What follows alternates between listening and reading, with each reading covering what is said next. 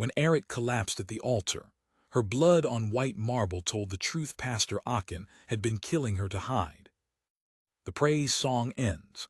Erit grips the microphone stand, white lace soaked with sweat. She's ignored the cramping all morning, the bleeding since yesterday. Pastor Aachen is preaching about faith moving mountains when his wife's knees buckle. The microphone crashes. 3,000 people watch her fall. Ama Aachen screams. Deacon Effiong runs forward. But it's the dark red pool spreading beneath the First Lady, right there on the altar's white marble, that freezes every soul in Victoria's Faith Chapel. Some secrets don't stay buried. Some secrets bleed out. Subscribe now, because this true African story will reveal how a woman everyone envied was dying in silence, and how one moment of courage saved more lives than just her own. The ambulance siren cuts through Calabar's Sunday morning calm. At Calvary Hospital in Ecorinum, church members flood the waiting area still in their Sunday best, confusion written across every face. Dr. Udo Essien emerges from the emergency room, his white coat stained with blood, his expression thunderous. "Who is her primary physician?" he demands. Pastor Aachen steps forward, tears streaming down his face. "Doctor, my wife never told me she was unwell. She's always been so strong in faith." "Mr. Ekinum," Dr. Essien's voice cuts like a blade, "these symptoms didn't start today." A nurse appears holding a hospital card. "Doctor, I found this in her purse." Dr. Essien examines it and his jaw tightens. "This shows a visit 3 weeks ago. Severe anemia, high-risk pregnancy, mandatory weekly treatment." He looks up at Pastor Aachen. 3 follow-up appointments were scheduled. None were attended. Murmurs ripple through the crowd. Church members exchange bewildered glances. "There must be some mistake," Aachen says smoothly. "My wife would have told me if—" "This wasn't neglect," Dr. Essien interrupts. "This was deliberate." Deacon Effiong Arkibong feels his stomach drop. A memory surfaces. 2 weeks ago, after Sunday service, he'd caught Erit's arm as she stumbled near the church entrance. "Sister Erit, are you all right?" Before she could answer, Pastor Aachen had appeared, his hand firm on her shoulder. "Just woman troubles, Deacon. You know how they can be during pregnancy." His smile had been warm, reassuring. Erit had nodded weakly, let her husband lead her away. Deacon Effiong had felt uneasy but stayed silent. "You don't question the man of God." The waiting room doors burst open. A woman in a rumpled Ankara dress rushes in, makeup streaked with tears. "Edidiong," someone gasps. Edidiong Bassi scans the crowd frantically. "Is she alive? Please, someone tell me she's alive." She spots Deacon Effiong and grabs his arm. "Deacon, I need to speak with you, privately, right now." Her urgency sends a chill through him. "Sister Edidiong, what?" "Not here." Her eyes dart to Pastor Aachen, who's watching them.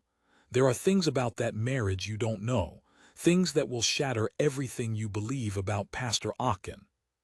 Before Deacon Effiong can respond, Dr. Essien calls him over, along with 2 senior women leaders, MMA Comfort Aachen and Sister Gloria Udo. They follow him into a small consultation room. Dr. Essien closes the door and spreads medical files across the desk.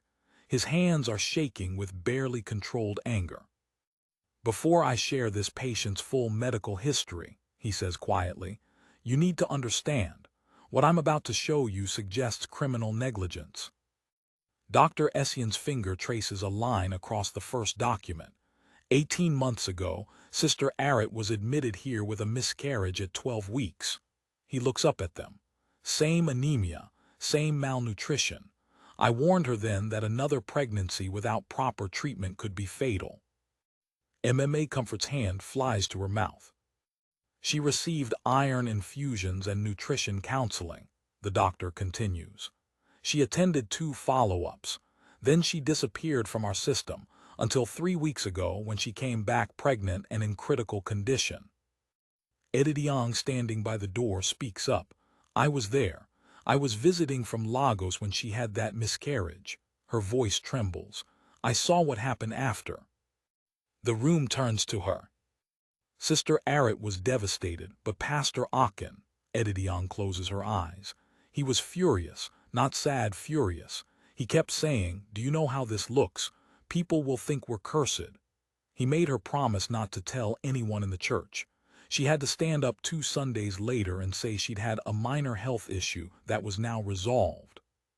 Sister Gloria leans forward. But why wouldn't she seek treatment? Why risk another pregnancy? Because she couldn't, Edidion says. Pastor Akin controls everything, every naira, every decision, every movement. The words hang heavy in the air. Edidion's voice gains strength as years of watching her friend disappear pour out. He gives her 5,000 naira a week for personal items. 5,000. She can't leave the house without his permission. He reads all her messages. He's cut her off from every friend he considers worldly, which means anyone who might question him. Kai, MMA Comfort whispers. Even her food, Edidion continues. She eats after he and his mother eat. She gets the smallest portions. Ama always says it's to teach her discipline to keep her from getting fat. She looks at Dr. Essien. That's why she's malnourished. It's not poverty, it's control. Deacon Effiong feels sick. He thinks of all the sermons Pastor Akin has preached about marriage, about submission, about his wife being the picture of a godly woman. The congregation would applaud. Arit would sit in the front row and smile. And they'd all believed it was love. MMA Comfort suddenly starts crying. My daughter, she looks at the others. She came to Pastor Akin for marriage counseling last year. Her husband he was hurting her. She wanted to leave. Her voice breaks. Pastor Akin told her that divorce was sin, that her suffering was refining her like gold in fire. He sent her back to that man. MMA, Sister Gloria reaches for her hand. He broke her ribs, Sister Gloria. 3 times she ended up in hospital. 3 times. She finally ran away to Abuja. She doesn't even attend church anymore because she thinks God wants her to suffer. Sister Gloria's face has gone pale. Pastor Akin told me something similar. My son was struggling, depression, anxiety. I wanted to take him to see a psychiatrist, but Pastor said mental illness was demonic oppression. That medication showed lack of faith. She looks down at her hands. I almost lost my boy before another pastor convinced me to get help. The pieces are falling into place, creating a picture none of them want to see. 3 weeks ago, Edidion says, I was visiting Arit. I found her unconscious in the bathroom. I didn't ask permission, I just took her to the hospital.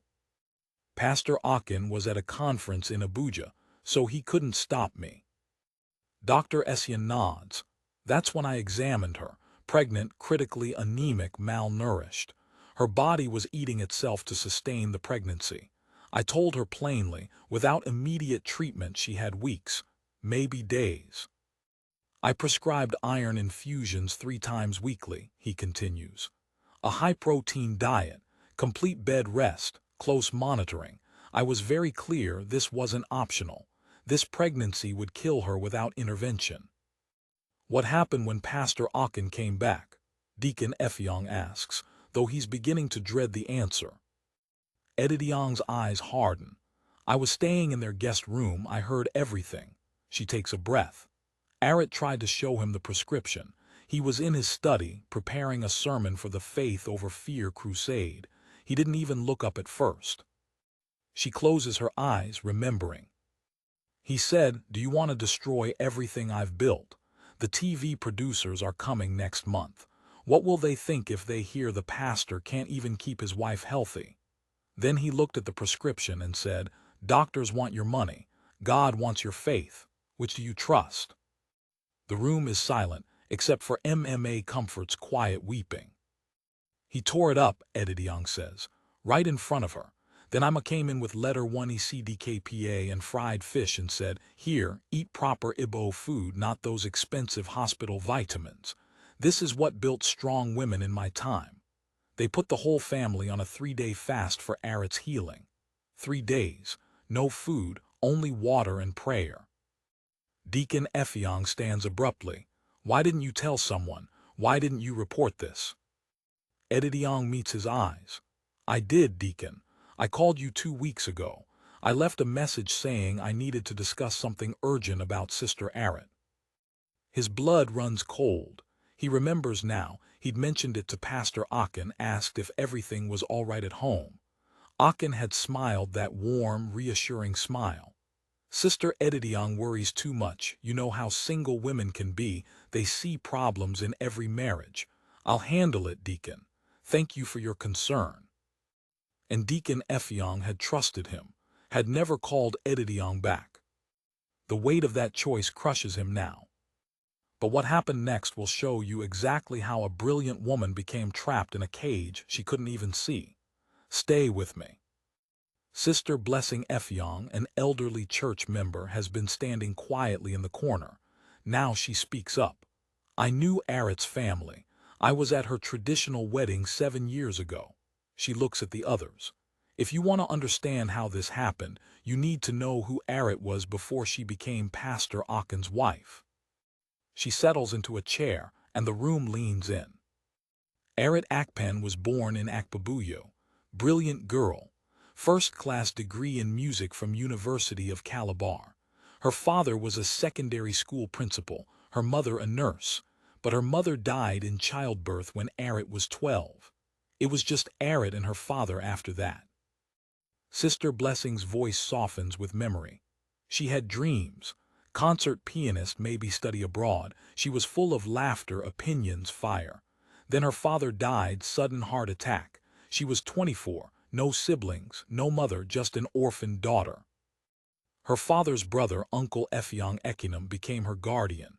He had 7 children in a 3-bedroom flat in Ikot Ansa. Money was always tight. Arit moved in, got a teaching job, contributed financially, but it was never enough. His wife would say things like, another mouth to feed and we can't even afford WAC fees for our own children. Arit was 26 and unmarried. By Efik standards, practically a spinster. The relatives would whisper, too much education has spoiled her. No man wants a woman who thinks she's smarter than him. Deacon Effiong sees it now, the vulnerability that had made Arit easy prey. Then Pastor Akin appeared, Sister Blessing continues. He just started this church in a rented hall, young, charismatic, educated. He came to her uncle's house recruiting members and saw Arit. He was drawn to her beauty, her musical talent, her education.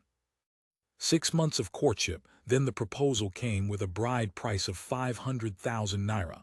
Uncle Effiong's eyes lit up. That money could settle debts, pay school fees. He pushed Arit hard. This is a man of God. Do you know how blessed you are?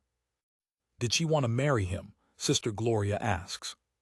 Sister Blessing hesitates. She had reservations. There were moments when Akin would be charming, then suddenly controlling. But where else could she go? Who else would want her? An orphan with nothing.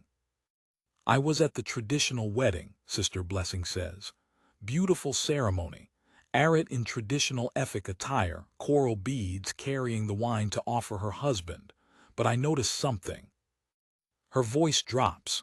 When Arit knelt to offer Akin the wine, Ima leaned in and whispered, loud enough for the front rows to hear, you see how we honor your family, an orphan with nothing.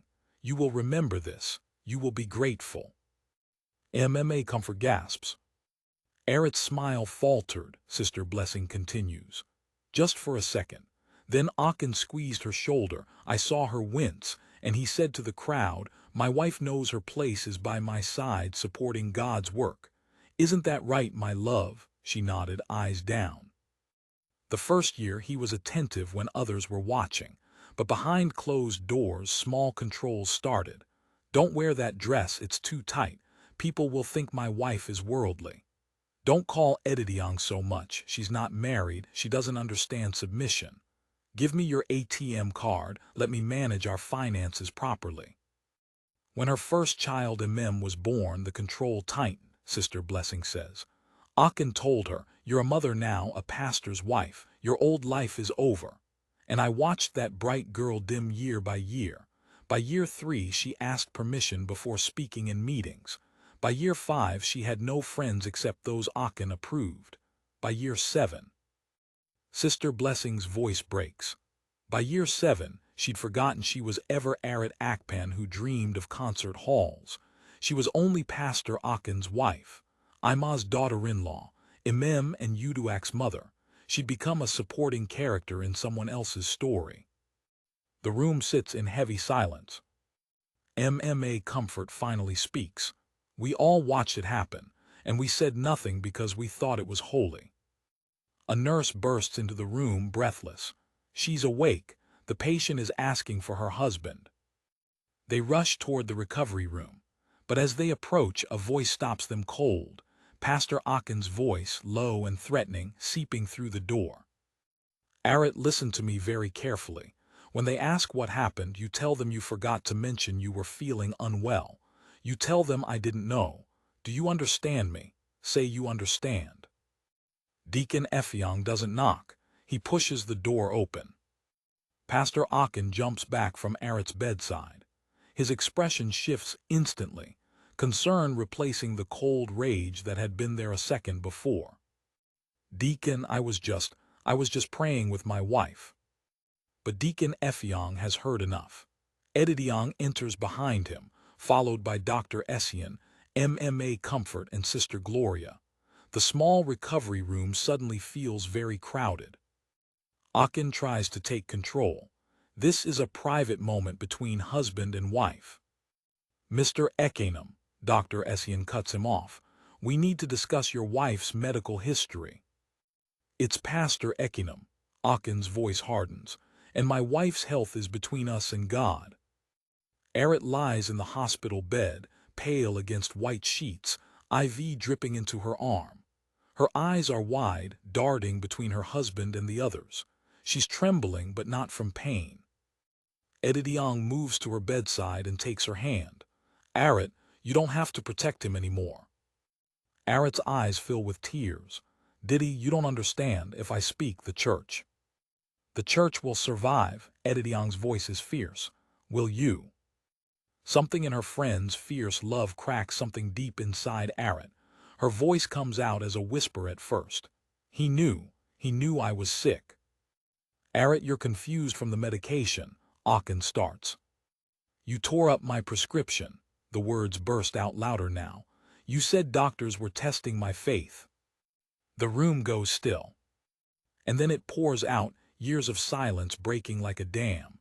The controlled money, the monitored phone, the isolated life, the miscarriage she wasn't allowed to grieve, the weekly allowance that couldn't buy proper food, the sermons he preached about her while she sat silent in the front row.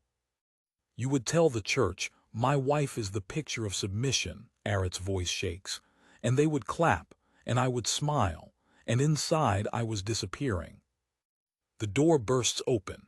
Ima Akin storms in, having just arrived from parking the car.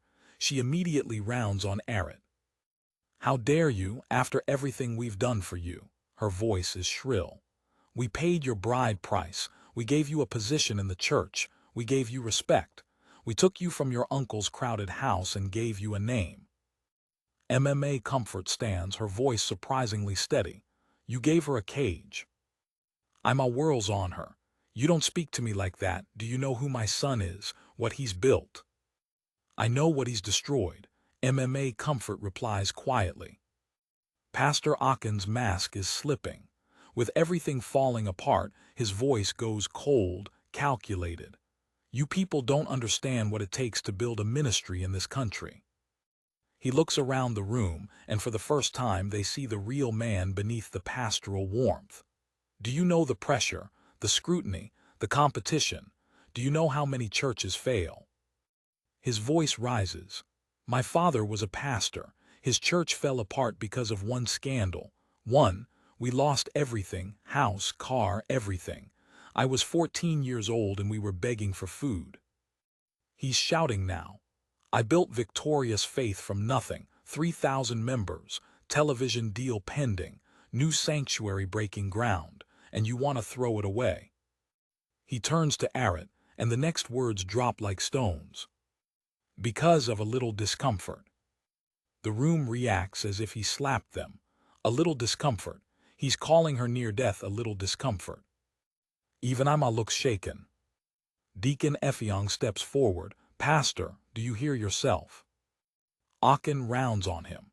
What I hear is a deacon who's forgotten his place. What I hear is people who don't understand that the church is bigger than one person. Dr. Essien's voice cuts through, quiet but firm. The church is made of people, Mr. Eckenham, and you nearly killed one of them. Sister Gloria speaks up. Pastor, I think you need to leave this room. I'm her husband. There are 4 other women waiting outside who want to speak to church leadership about your counseling methods, Sister Gloria says calmly. Shall I call them in here, now, or would you prefer to step outside? Aachen goes pale. Before anyone can respond, a young woman appears in the doorway. Aniette Bassi, 28, a church member. She's been standing in the corridor listening. I'm number 5, she says quietly. She enters the room and tells her story. 6 months ago, struggling with anxiety and depression, she'd come to Pastor Aachen for help. He'd told her mental illness was demonic oppression, prescribed fasting and deliverance sessions instead of medication. She'd attempted suicide, only survived because her roommate came home early. She's been attending therapy in secret, hiding it from the church. Aachen looks at all of them, realizes the full extent of what's unraveling, makes one last attempt. You people are going to destroy God's work because of your feelings. From the hospital bed, Aret's voice cuts through, steady for the first time in 7 years. God's work doesn't require my death, Aachen. He stares at her. What? I said. Aret sits up slightly, meeting his eyes. God's work doesn't require my death, and I'm done dying for your dream. The silence that follows feels sacred somehow, like something breaking and something else beginning. Aret looks at Deacon Effiong. I want to make a formal complaint to the church board. Aret, think about what you're doing, Aachen starts. I've thought about nothing else for 7 years, she interrupts. I'm done thinking. She turns back to Deacon Effiong. Will the church help me, or do I need to handle this alone? Deacon Effiong doesn't hesitate. The church will help you, Sister Aret, starting now. If you're wondering whether a church built on image can choose truth over reputation, keep watching, because what happens next will restore your faith in humanity. Within an hour, an emergency board meeting convenes in the hospital chapel. 8 board members, 4 men, 4 women, gather around a small table. Deacon Effiong presents the evidence, medical records, testimonies, witnesses. The debate is heated. We can't just destroy a man's ministry over marital problems, one member argues. This isn't marital problems, another counters. This is criminal negligence. Think of the scandal. What will other churches say? What will God say when we protected abuse to protect reputation? The argument circles, voices rising until Elder Mrs. Ima Arkibong, 67 years old, silver-haired, respected, raises her hand for silence. I've been in church all my life, she says quietly, and today I'm ashamed. The room stills. My first husband was also a pastor, she continues. He was emotionally abusive. When I tried to leave, my church shunned me, called me rebellious, a destroyer of ministry. Her voice doesn't waver. I lost my church family, but I kept my life. And I've spent 30 years wondering how many women died because I didn't speak loud enough. She looks around the table. We have a choice today. We can be the church that protected a pastor. Or we can be the church that protected a woman. But we cannot be both. The vote is called. Motion. Suspend Pastor Aachen immediately pending full investigation. Provide financial support for Aret's recovery and independent legal counsel. Conduct church-wide review of counseling practices. 5 in favor, 3 against. It passes. Pastor Aachen is informed in the hospital corridor. He rages. You people will regret this. I'll start a new church. I'll take half the congregation. Deacon Ephion's voice is calm. Then take them, Pastor, but you won't take your wife. Aachen looks through the window at Arit. She's sitting up now, Edidiong beside her. And for the first time in 7 years, she's not looking at him with fear. She's looking at him with pity. He leaves with Ima, both blaming everyone but themselves. By evening, news spreads through WhatsApp groups and phone calls. The congregation divides sharply. About 800 members leave with Aachen to start True Faith ministry in another state. 2,200 stay, committed to rebuilding with accountability. 3 months pass. Week 1 finds Arit still in hospital processing trauma. Edidiong takes leave from her Lagos job and stays with her. When her children Emem and Uduak visit, they don't understand why Daddy isn't there. Arit tells them simply, Mummy was sick, Mummy is getting better, and Mummy is making sure we're all safe. By week 4, Arit moves into a small 2-bedroom flat on Main Avenue. The church covers 3 months' rent. It's modest but hers, the first space Aachen doesn't control. She starts trauma counseling with a therapist in Calabar, begins rebuilding her relationship with her children without Ima's interference. Week 8 brings legal proceedings. Arit files for divorce citing abuse and endangerment. Aachen contests, claims she's mentally unstable, but the medical records and testimonies are damning. Courts grant Arit temporary custody. By week 12, her hemoglobin returns to normal. She gains healthy weight. Her skin glows again. She starts teaching music part-time at a secondary school, and slowly, painfully, she rediscovers who she is beyond pastor's wife. The ripple effects spread. Anieti continues therapy, becomes a mental health advocate. MMA Comfort's daughter returns to Calabar, begins her own healing journey. 2 more women come forward with stories about Aachen's harmful counseling. Victorious Faith Chapel implements mandatory abuse recognition, training for all leaders, independent counseling referrals, financial transparency for pastoral families, and a support group for women recovering from spiritual abuse, led by Elder Mrs. Archibong. Deacon Ephiong struggles with guilt. One evening he visits Arit's new flat. I had the power to ask questions and I didn't, he tells her. I failed you. Arit looks at him with gentle eyes. Deacon, you couldn't save me. Only I could save me, but when I finally spoke, you believed me, that's what mattered. 6 months after the collapse, Arit attends Sunday Mass at St. Joseph's Catholic Church on Marion Road. She wears a simple Ankara dress. No special title, no spotlight, just another worshiper with her children beside her. After service, she helps organize the children's choir, a volunteer, not a director. She's learning to serve without the pressure of perfection. A young woman approaches hesitantly. Sister Arit, I heard your story through a friend. I'm in a situation similar. My husband isn't a pastor, but her voice breaks. Can we talk? Arit doesn't hesitate. She takes the woman's hands. Yes, let's talk, and let me connect you with people who helped me. The woman's eyes fill with relief. I thought I was crazy. I thought it was my fault. You're not crazy, Arit says firmly. And it's not your fault, and you're not alone anymore. They exchange numbers. As the woman walks away, Arit feels something shift inside her, purpose beyond survival. That evening she sits on her small balcony overlooking Calabar.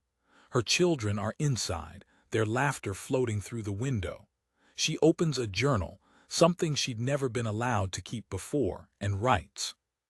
Today, a woman asked me if I regret speaking up, if I regret losing the title, the security, the image. I told her no, because I learned something they don't teach in marriage seminars.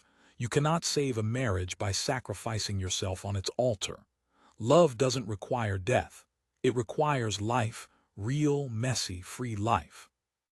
The sunset paints Calabar's sky in orange and purple. Arit closes her journal and watches the light fade into dusk.